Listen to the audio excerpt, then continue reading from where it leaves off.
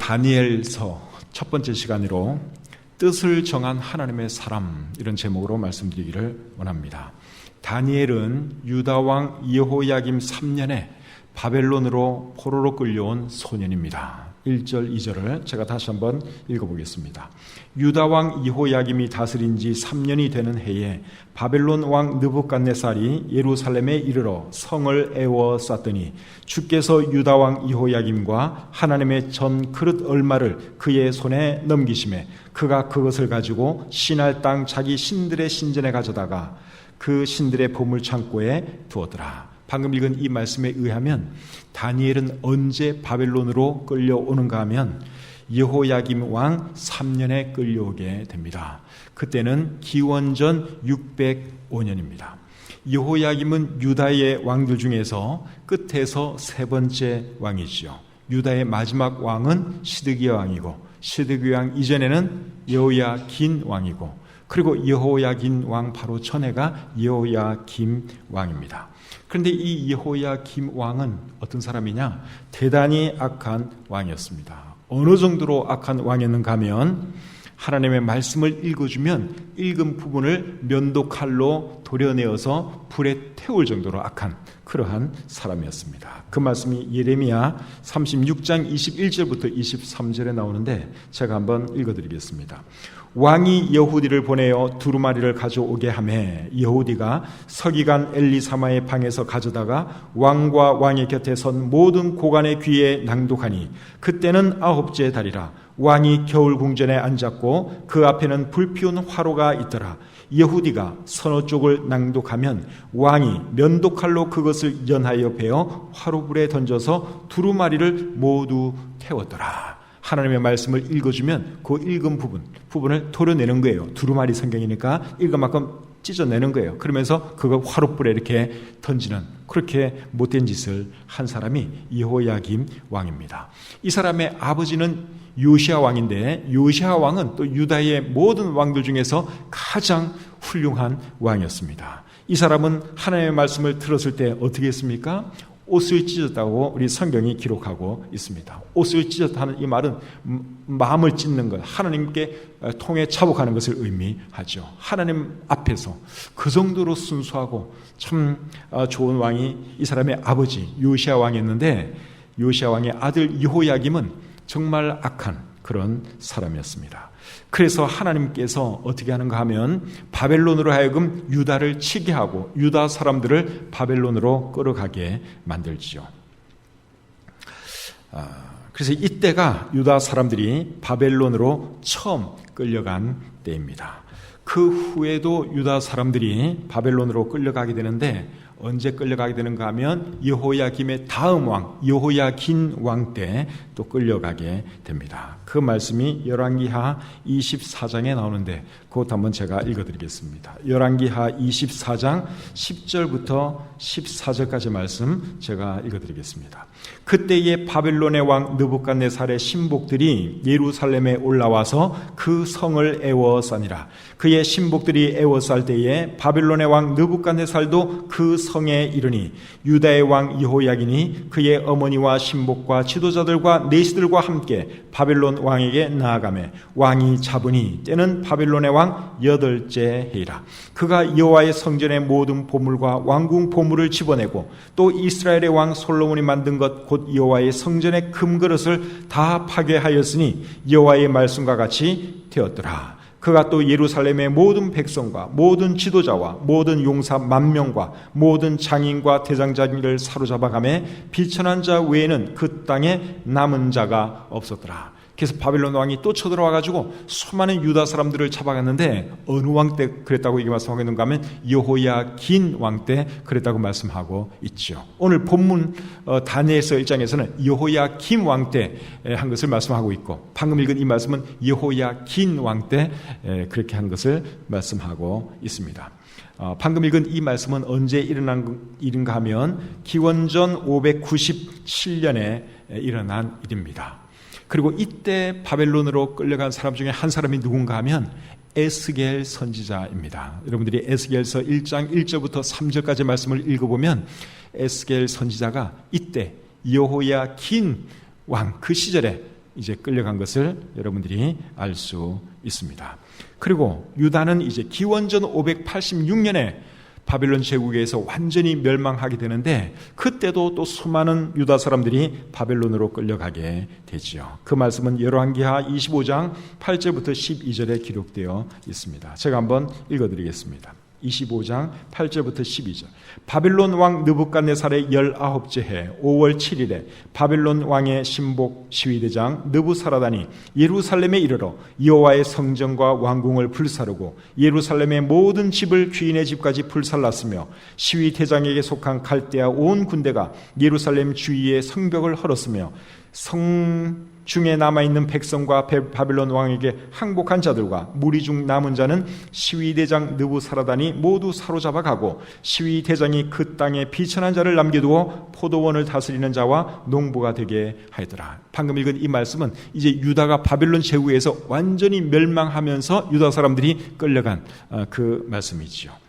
그래서 유다 사람들이 바벨론으로 끌려가는데 한 번 딱 끌려가고 마는 것이 아니라 제일 먼저 여호야김 왕 때 유다 사람들이 끌려갑니다. 그 다음에는 여호야긴 왕 때 또 유다 사람들이 끌려갑니다. 그리고 제일 마지막 시드기야 왕 때 완전히 멸망하고 또 바벨론의 포로로 끌려가게 되죠. 그런데 다니엘은 언제 누구 왕 때 바벨론으로 끌려갔다고요? 여호야김 왕 때 끌려간 사람이다 하는 것이죠. 그때가 몇 년이라고요? 기원전 605년. 그 다음에는 언제 끌려갔는가 하면 여호야긴 왕 때인데, 그것은 기원전 597년. 그리고 완전히 멸망한 해는 기원전 586년 시드기야 왕 때 완전히 멸망해서 또 많은 사람들이 바벨론으로 끌려가게 됐죠. 근데 다니엘은 어쨌든 유다 왕 여호야김 3년에 끌려가게 되는데, 그때 다니엘은 아직도 어린 소년이었습니다. 자, 본문 3절 4절 말씀을 보겠습니다. 3절 4절. 왕이 황관장 아스브나스에게 말하여 이스라엘 자손 중에서 왕족과 귀족 몇 사람 곧 흠이 없고 용모가 아름다우며 모든 지혜를 통찰하며 지식에 통달하며 학문에 익숙하여 왕궁에 설 만한 소년을 데려오게 하였고, 여기 보면 소년을 데려오게 하였고 그렇게 말씀을 하고 있죠. 그러니까 다니엘은 아직도 소년이었습니다. 공동번역이나 우리말 성경에는 젊은이라고 번역을 해놨습니다. 개역 개정판에서는 소년, 또 공동번역과 우리말 성경에서는 젊은이로 이렇게 번역을 했는데, 정한 나이는 우리가 알 수 없지만 한 15살에서 18살 정도가 아니었을까 그렇게 생각이 됩니다. 바벨론으로 끌고 온 목적은 무엇일까요? 바빌론의 학문과 언어를 가르쳐서 바빌론 왕을 섬기도록 하기 위해서 그렇게 했습니다. 4절 하반절과 5절 말씀 제가 또 계속 읽어보겠습니다. 그들에게 갈대아 사람의 학문과 언어를 가르치게 하였고, 또 왕이 지정하여 그들에게 왕의 음식과 그가 마시는 포도주에서 날마다 쓸 것을 주어 3년을 기르게 하였으니 그 후에 그들은 왕 앞에 서게 될 것이더라. 여기 보면 유다의 똑똑한 젊은이들을 바벨론으로 끌고 온 그 목적이 나와 있죠. 바벨론의 학문과 언어를 가르쳐서 바벨론 왕을 섬기도록 하기 위해서 그렇게 했다, 여기에 말씀하고 있습니다. 이렇게 해서 다니엘은 이제 3년 동안 왕이 주는 음식을 먹고 왕이 주는 포도주를 마시면서 바벨론의 학문과 언어를 배우게 되었습니다. 포로로 끌려오기는 했지만 이 정도면 그래도 상당히 지낼만 하다고 생각이 듭니다. 왕립학교에 이제 입학을 하게 된 거죠. 그래서 왕이 좋은 음식도 주고 좋은 포도주도 먹여주면서 이제 3년 동안 교육을 시켜주는 거예요. 그래서 잘하면 바벨론에서 성공도 할 수 있는 그런 상황이라고 할 수 있습니다. 그리고 다니엘과 함께 끌려온 소년들 중에는 또 누가 있었는가 하면 하나냐, 미사엘, 아사랴, 이런 또 친구들도 있는 것을 우리가 알 수 있습니다. 6절 7절 보겠습니다. 그들 가운데는 유다 자손 곧 다니엘과 하나냐와 미사엘과 아사랴가 있었더니 황관장이 그들의 이름을 고쳐 다니엘은 벨드사살이라 하고 하나냐는 사드락이라 하고 미사엘은 메삭이라 하고 아사랴는 아벳느고라 하였더라. 그러니까 다니엘만 끌려온 것이 아니라 여기 다니엘의 세 친구도 끌려왔는데 그들의 이름은 하나냐, 미사엘, 아사랴입니다.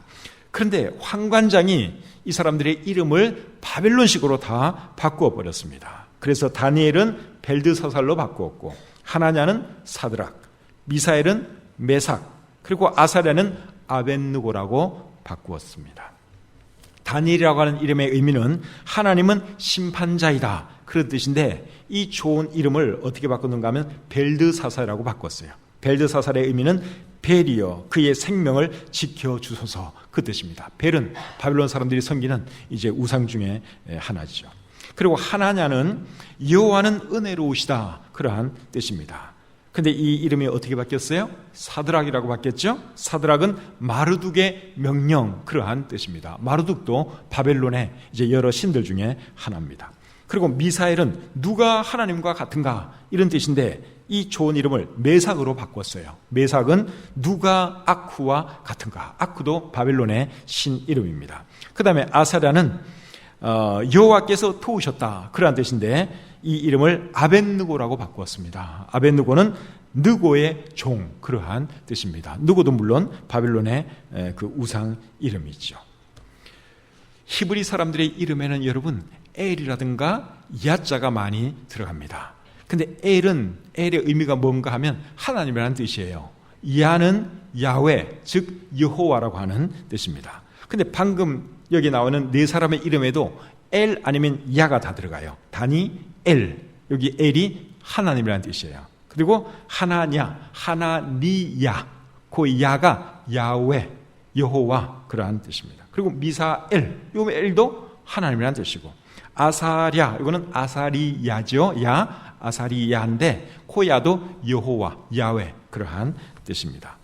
그래서 이 사람들의 이름은 참 정말 하나님께 영광 돌리는 그런 아름다운 이름이죠. 이런 이름들만 부르기만 해도 그냥 하나님께 영광이 저절로 돌아갑니다. 다니엘은 하나님은 심판자이다, 하나냐는 야훼는 은혜로우시다, 미사엘은 누가 하나님과 같은가, 아사랴는 여호와께서 도우셨다, 그러한 의미니까 그냥 이름만 부르면 저절로 하나님이 영광 받으시는 그러한 좋은 이름이죠.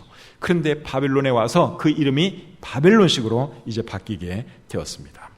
이들의 이름을 이렇게 바벨론식으로 바꾼 이유가 무엇일까요? 히브리 사람의 정체성을 잃게 만들고, 그리고 우상 숭배하는 바벨론 사람의 새로운 정체성을 갖도록 하기 위해서 의도적으로 이름을 이렇게 바꾼 것입니다. 그러니까 이름이 굉장히 중요하죠. 우리나라가 일본 강점기 시절을 살 때도 일본 사람들이 우리나라 사람들의 이름을 일본식 이름으로 다 바꾸게 만들었죠. 그렇게 해서 한국인의 어를 빼버리고 일본 사람의 정신을 주입하고, 그렇게 해서 일본 사람화시키려고 일본 사람들이 그렇게 한 것입니다. 그래서 바벨론도 마찬가지예요. 여러 나라에서 끌려온 이런 포로들을 다 바벨론 이름을 지어주는 거예요. 그래서 이 히브리 사람들 이름들도 다 바뀌었는데 히브리 사람의 그 정체성을 잃게 만들고, 하나님의 사람으로서의 정체성을 잃게 만들고, 우상 숭배하는 바벨론 사람의 그런 정체성을 갖도록 하기 위해서 이름을 이렇게 바꾼 것입니다. 이렇게 해서 다니엘은 이제 바벨론 왕이 주는 음식을 먹으면서 또 바벨론 왕이 주는 포도주를 마시면서 3년 동안 공부를 해야 하는데, 바벨론 왕이 주는 음식과 또 그가 주는 포도주는 사실은 우상에게 먼저 드려진 것들이에요. 그래서 이 하나님의 사람들은 그 음식을 먹을 수가 없었습니다. 출애굽기 34장 15절에 보시면 이런 말씀이 있어요.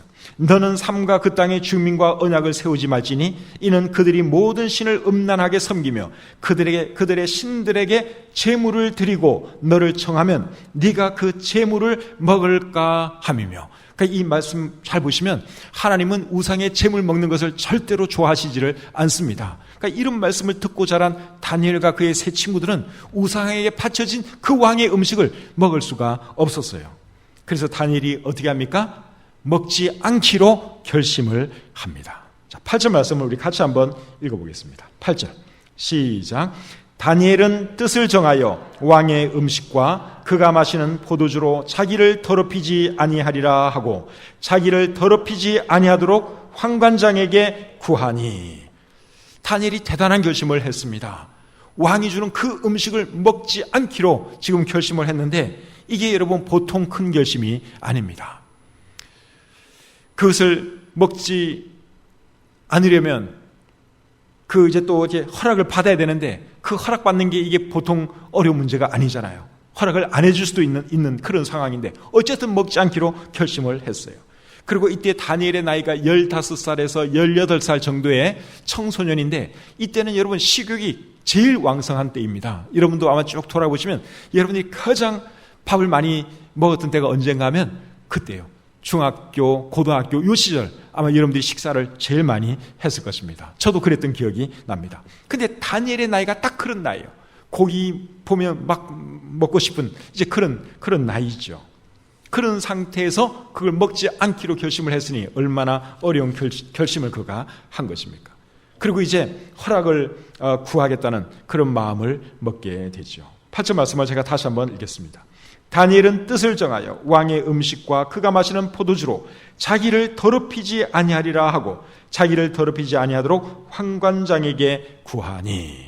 자, 이제 환관장에게 이제 구하는 단계까지 나아갔습니다. 자기 마음대로 뭐 먹고 안 먹고 할 수 있는 그런 형편이 아니에요. 그래서 허락을 받아야 되는데, 허락을 받으러 갔더니 환관장이 의외로 호의적으로 잘 대해 주었습니다. 9절 말씀 보겠습니다. 하나님이 다니엘로 하여금 환관장에게 은혜와 긍휼을 얻게 하신지라. 환관장이 아주 호의적으로 노예인 다니엘이 와서 나로 하여금 그거 먹지 않도록 해 주십시오, 그렇게 요청을 하니까 어쨌든 간에 상당히 호의적으로 그렇게 응해 주었다 하는 것이죠. 여러분, 누가 환관장으로 하여금 다니엘에게 이렇게 호의적으로 하게 해 주었을까요? 하나님이죠. 하나님이 그렇게 했습니다. 9절에 그렇게 나오죠. 하나님이 다니엘로 하여금 환관장에게 은혜와 긍휼을 얻게 하신지라. 다니엘이 여러분 환관장을 찾아가기 전에 얼마나 기도를 많이 했겠습니까? 정말 기도를 간절히 많이 했겠죠.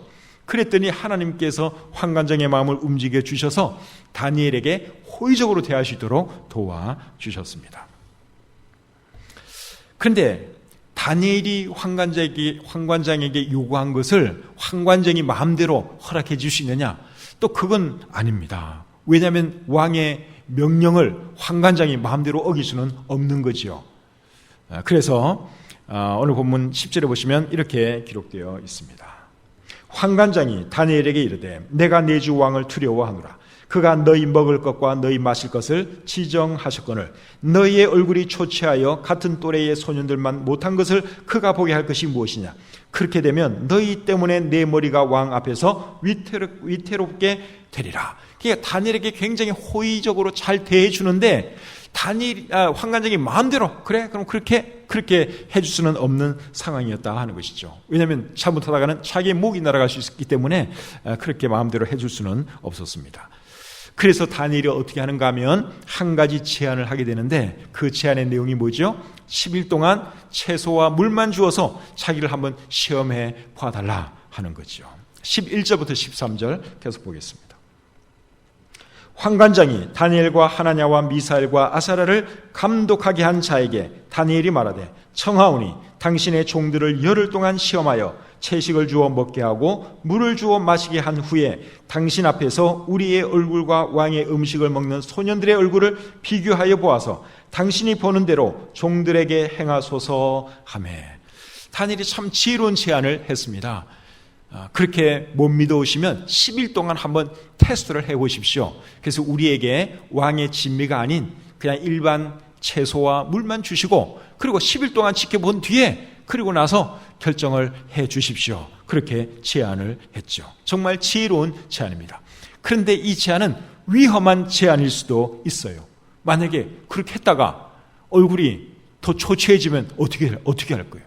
그럼 이제 다른 방법이 없어지는 거죠. 그런데 다니엘은 하나님께서 자기를 도와주실 것을 믿었습니다. 그렇기 때문에 10일 동안 시험해 보라고 제안을 할 수가 있었던 것이죠. 여러분, 믿음이라는 것이 저는 그런 거라고 생각이 듭니다. 하나님께서 도와주실 것을 바라보면서 일단 행동하는 것, 그것이 믿음입니다. 하나님의 도우심을 기대하면서 앞으로 나아가는 것, 이것이 믿음이지요.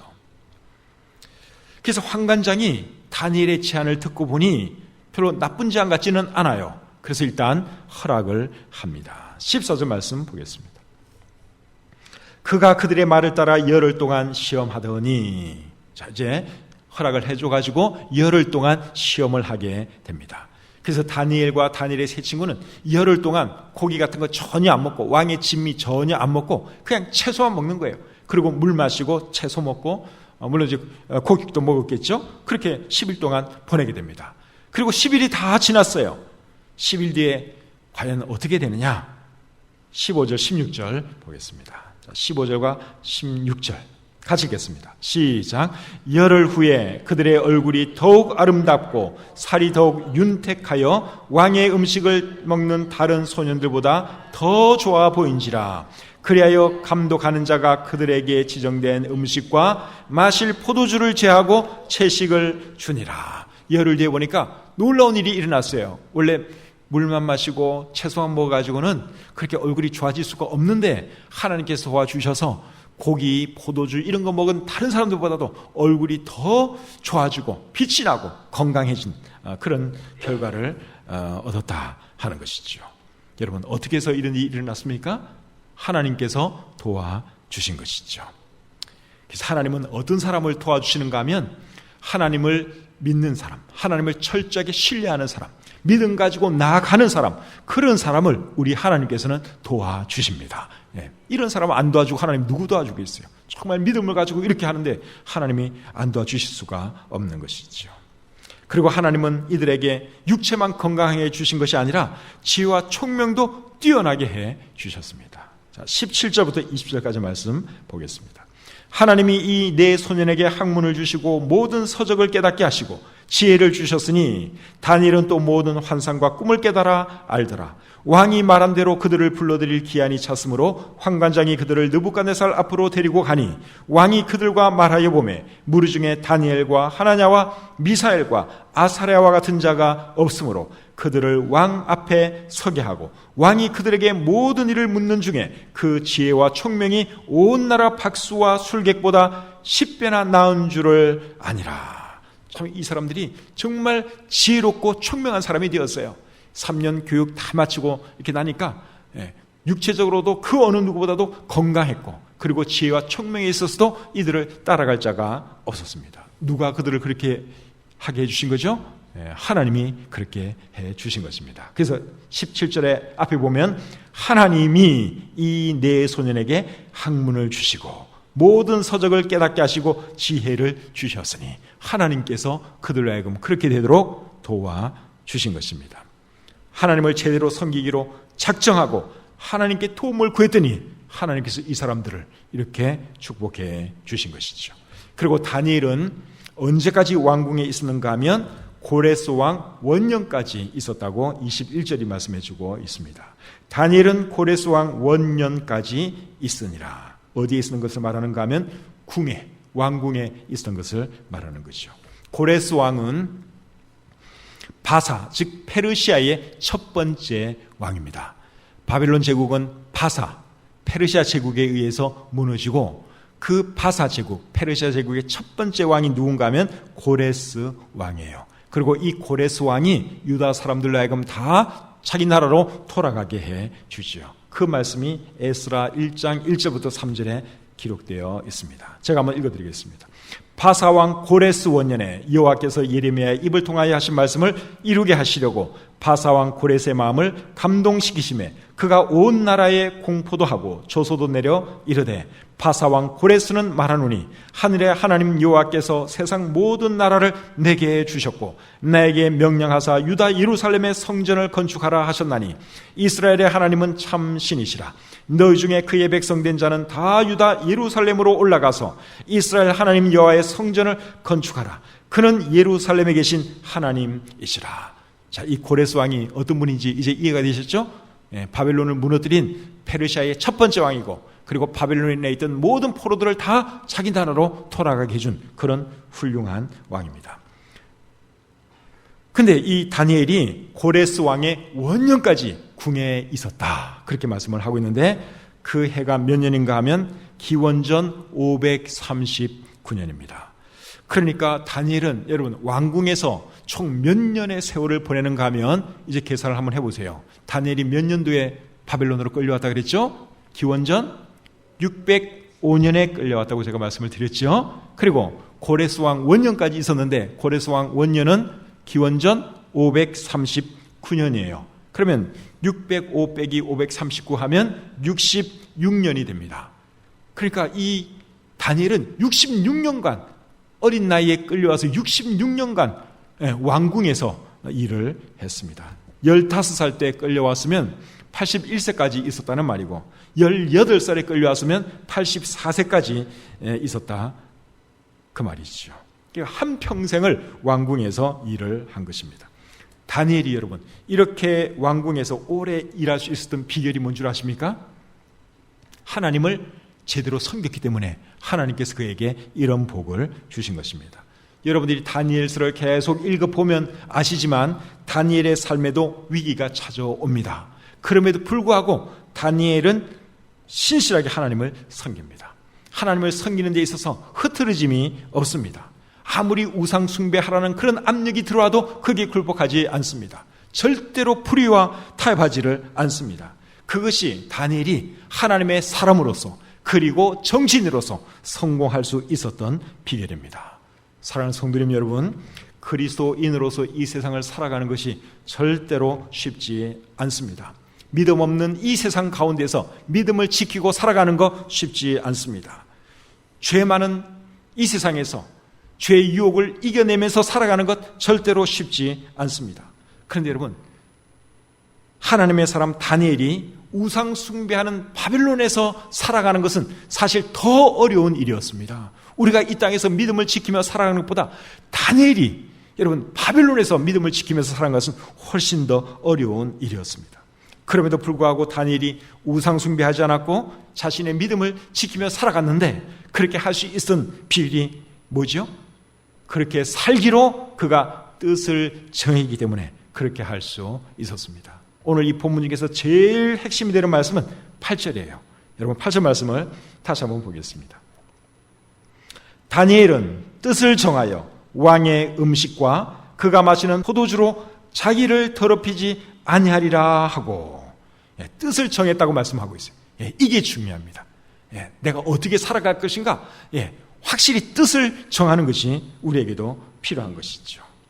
여러분들은 지금 믿음의 어떤 도전을 받고 있지 않습니까? 죄의 유혹에 흔들리고 있지 않습니까? 그런 분 계시면 다니엘을 생각하십시오.